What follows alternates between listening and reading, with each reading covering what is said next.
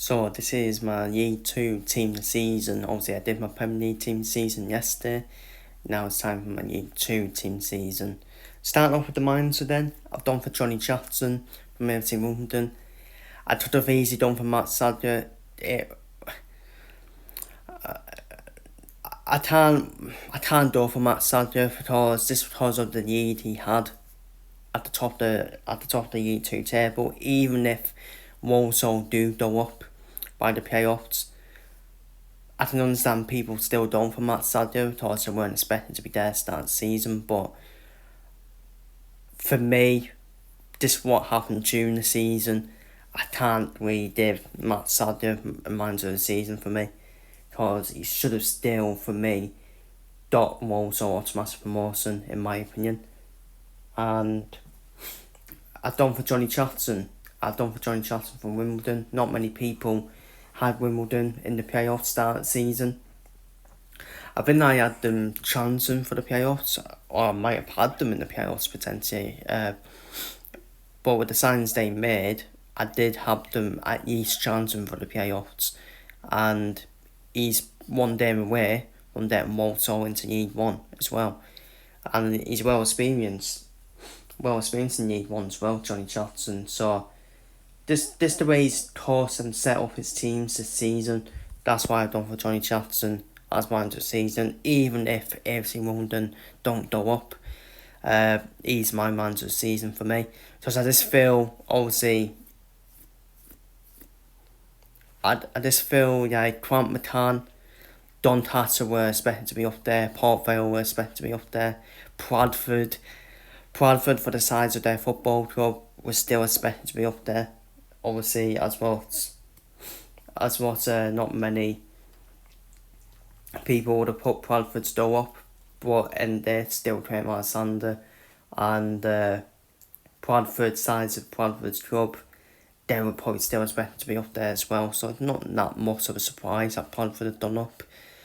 But if AFC London do go up, probably is a bit of a surprise in my opinion, especially with what people went for to go off at the start of the season. So starting off then in goal then, I done for Owen Dudman, on loan from Crystal Palace. Best hope for me, being the best keeper in the league in my opinion. So Owen Cooper from AFC London in goal. James Sterry at right back for Doncaster, the best right back in the league. I don't think anyone comes close to him in my opinion. Always performs as the best right back in the league. Taylor Allen at left back.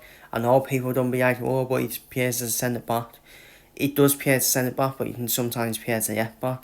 He plays like he's a left back, doesn't he? Yeah, getting involved in goals in the final third. Taylor Allen. So I've actually done for Taylor Allen at left back.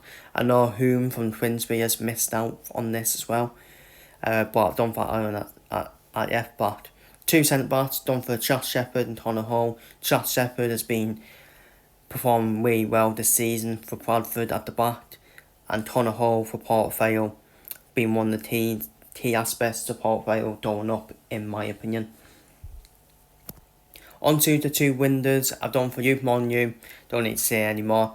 That right hand side for Doncaster Rovers is the best in the league with Sterry and Youth Monu. Youth Monu, for me, probably the best player in the league this season.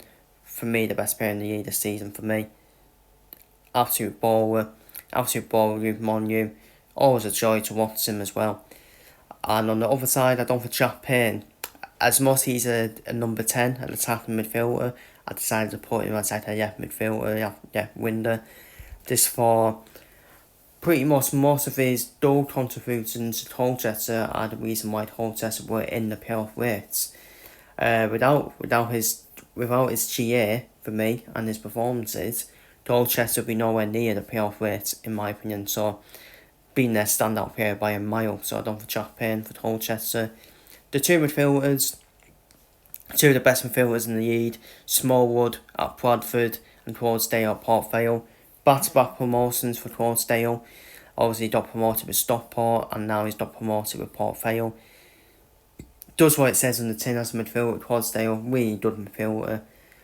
Been really good for the whole season. Smallwood as well. Smallwood has been that leader for Bradford in the midfield.